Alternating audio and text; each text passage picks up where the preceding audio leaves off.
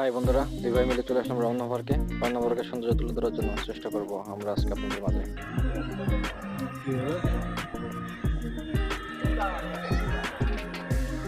এবছরে নিয়ে পয়লা বৈশাখের অনুষ্ঠান পালন করা হয়।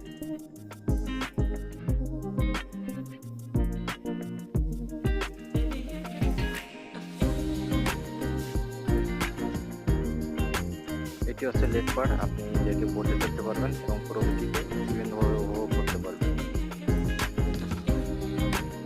পার্কটি ঢাকার প্রাণ কেন্দ্রে হওয়ায় এখানে লোক সমাগম অনেক বেশি।